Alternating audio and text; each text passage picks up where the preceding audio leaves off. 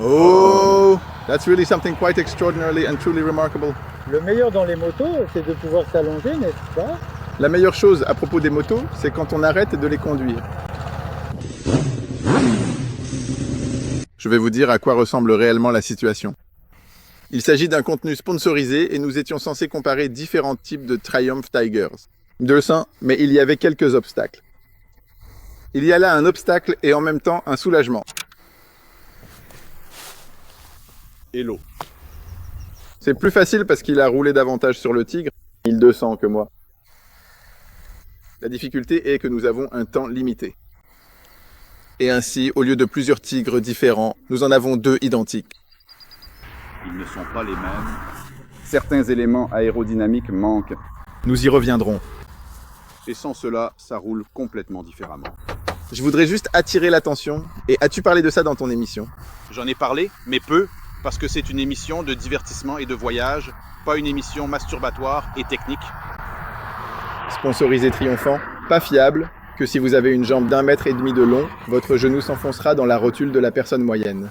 Et honnêtement, j'ai dit à ce sujet, il faut alors retirer le couvercle. Et c'est super. Alors, de toute façon. Oui. Dans quel épisode? Au 4e. Marcin, je vais être honnête avec toi. Oui, j'ai regardé cette émission. Mais maintenant, tu me parles quelque chose? Par politesse. Ah d'accord. Mais aujourd'hui, nous avons une vraie aventure. Parce que, comme de vrais aventuriers, nous allons au TED. Et comme un vrai aspirant célébrité et une vraie célébrité, nous ne ferons que cette partie du TED. Mais j'ai filmé du contenu comme si nous faisions tout le trajet. J'aime beaucoup ça, et nous ne diffuserons que cet extrait. Ce que j'aime beaucoup, c'est qu'avec Marcin, ils ont une approche du travail très similaire, qui est si bruyamment critiquée dans les commentaires sous nos créations sur YouTube. Mais nous y reviendrons plus tard aussi, je crois. Les commentaires sur YouTube, c'est pour les faibles. Les vrais motards ne savent pas lire. Les motards écrivent des commentaires, et voici devant nous d'autres vrais motards. Regardez.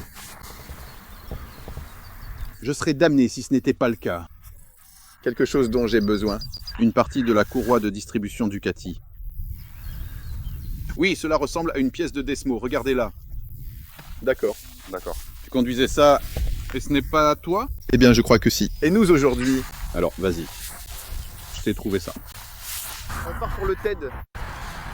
Si ça s'appelait TED, on serait parti plus volontiers.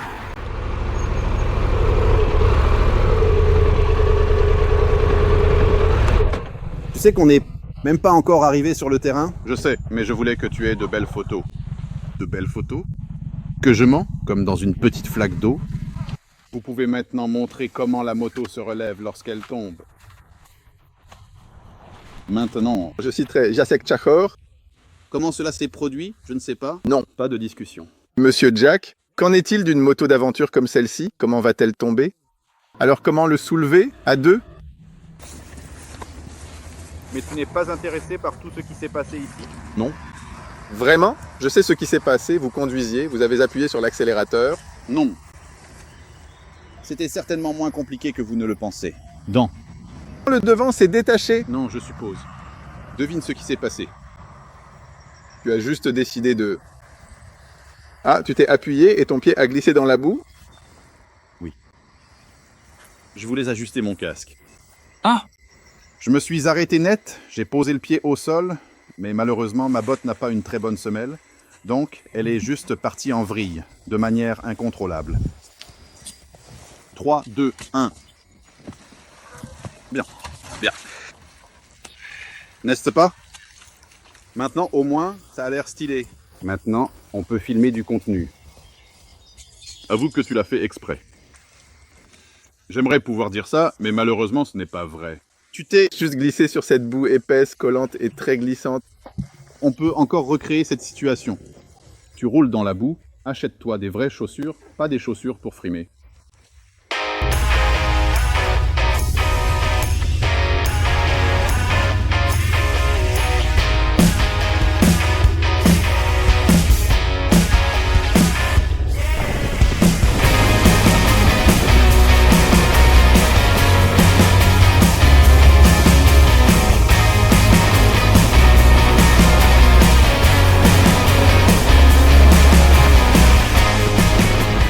écoutez, si vous y réfléchissez, imaginez maintenant que, en allant dans cette direction, sur cette petite ligne rouge, ou dans cette direction, sur cette petite ligne rouge, tu fais le tour de l'Europe. En parcourant plus de 10 000 kilomètres principalement sur ce genre de route. C'est génial.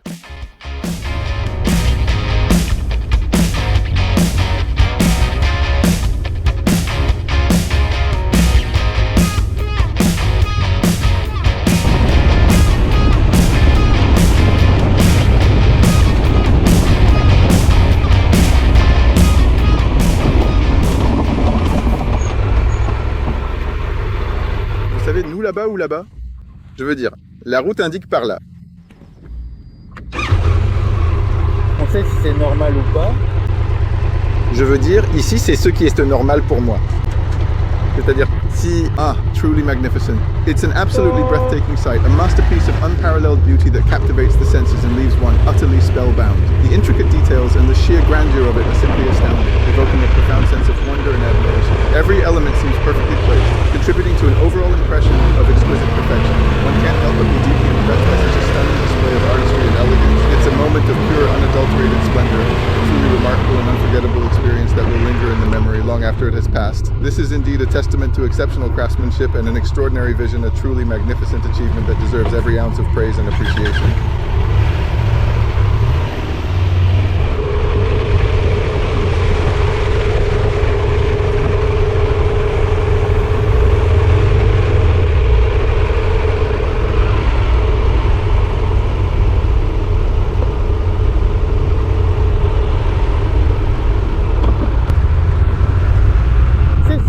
Comme à la fenêtre, ce sera mieux.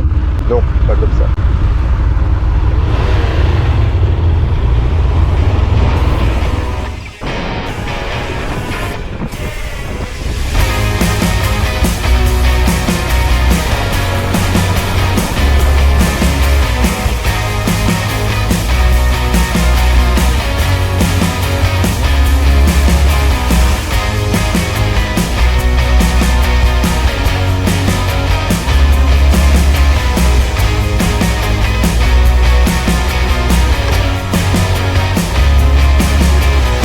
Alors, qu'est-ce qu'on est censé dire? On dira qu'on est tombé dans un trou comme ça et que c'est génial.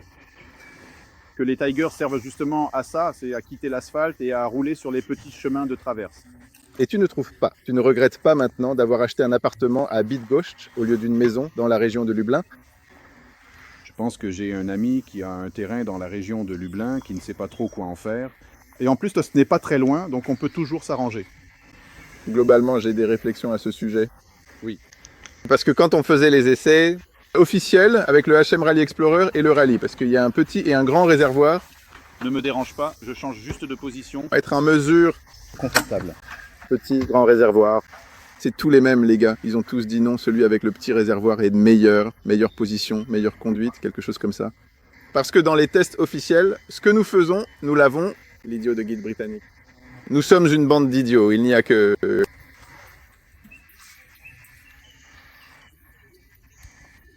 Quand des gens normaux roulent, ceux qui n'ont pas une très grande expérience de la moto, bien sûr je ne parle pas d'Andrzej parce que Andrzej roule déjà depuis 3 ans et il a son permis depuis 2 ans, donc il sait déjà rouler. Il n'y a que ici, dans cette région des Balkans, que l'on peut véritablement entreprendre ce genre de très long et éprouvant trajet, un voyage qui s'étend sur de nombreuses heures et couvre une distance considérable.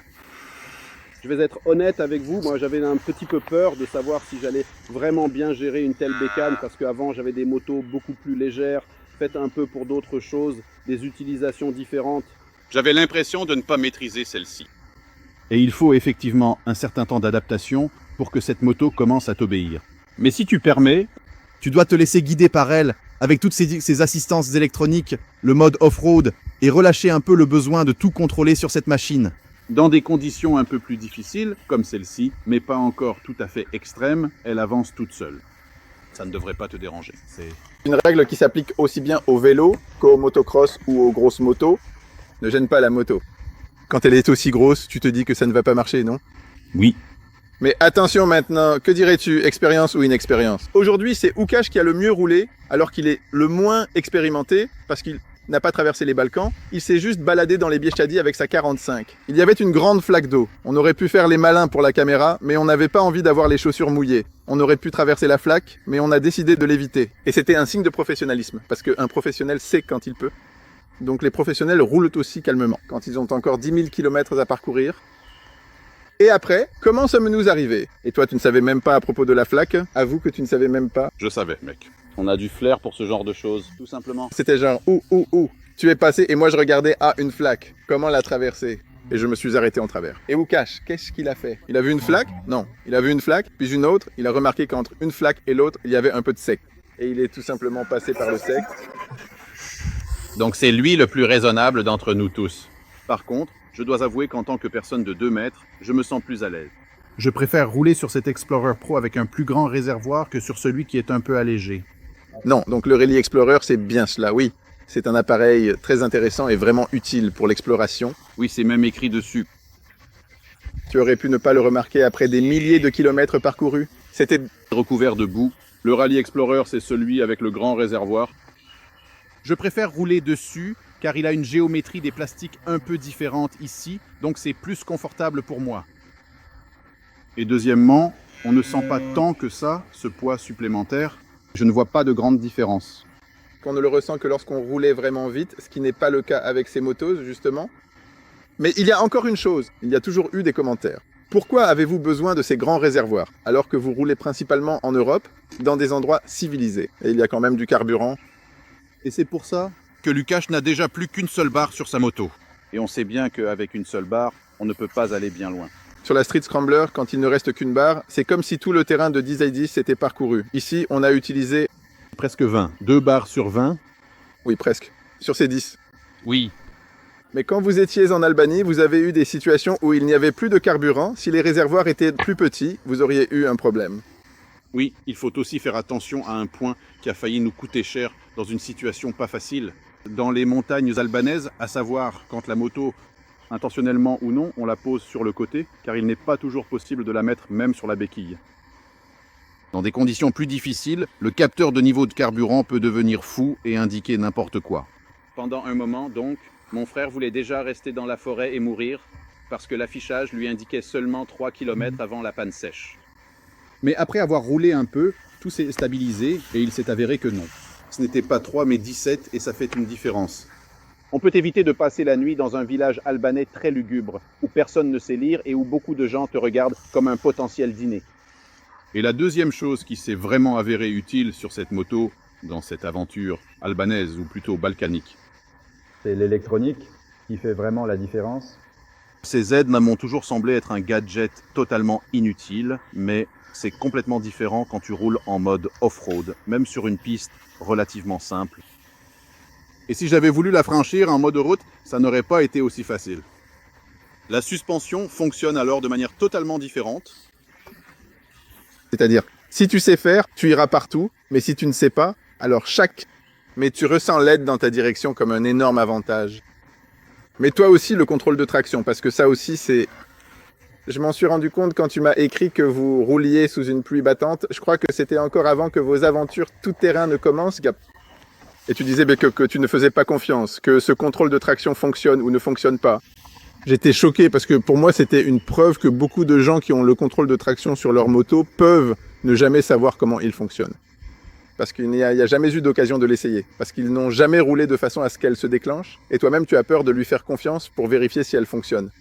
Oui, parce que ce n'est pas comme en voiture. Si tu fais confiance au contrôle de traction et qu'il te trahit, tu n'auras pas de seconde chance. Dans une voiture, tu as quand même 4 roues, pas 2, et là-bas, chaque adhérence est plus facile à contrôler.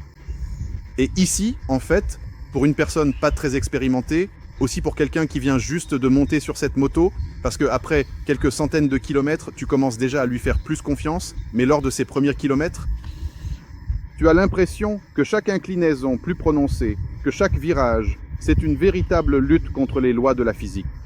Et que la moto va tout simplement se coucher dans ce virage, surtout à basse vitesse, dans les épingles serrées. Et ce n'est qu'après un certain temps passé avec cette machine que tu finis par lui faire suffisamment confiance pour ne plus ressentir son poids. C'est de ça que je parle. Oui. Il y avait le conseil de tonton Andrzej sur le mouillé, mets-toi bien droit. Tu l'as fait, mets-toi bien droit. Et ça a marché? Oui. Donc c'était sans danger. Tonton Andrzej s'y connaît. Vous allez tout droit. Si vous ne savez pas si vous avez le contrôle de traction, si ça fonctionne ou pas. Il pleut, vous roulez tout droit, vraiment tout droit, et il n'y a pas de ligne blanche, rien. Et vous faites comme ça, avec les gaz. Et à ce moment-là, la moto va vouloir perdre de l'adhérence. Si ça ne marche pas, il lâchera prise et aura le temps de se taire. Si le contrôle de traction fonctionne réellement, vous aurez ce contrôle.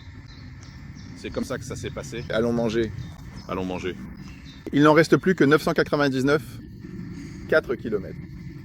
Et la carte officielle du monde de la moto. C'est pour ça que je suis ici.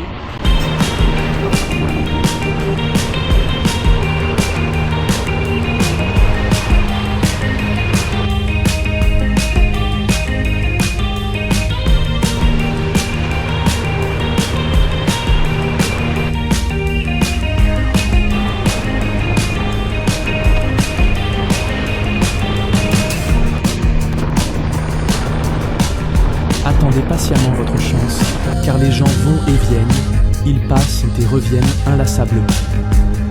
Il y a une sensation profonde et réconfortante de retour à la maison, un sentiment familier et chaleureux, exactement comme lorsque j'étais un enfant insouciant et plein de rêves.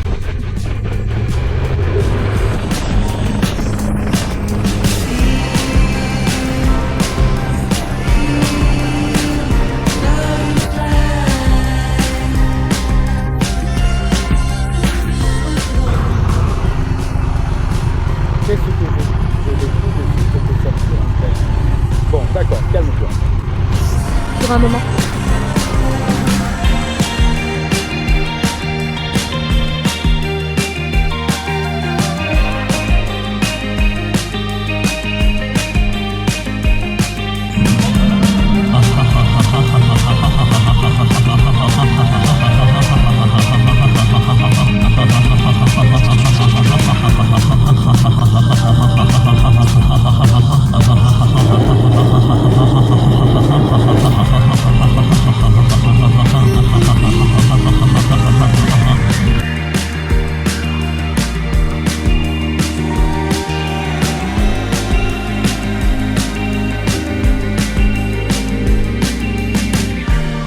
Collaboration et partenariat Havre Soif.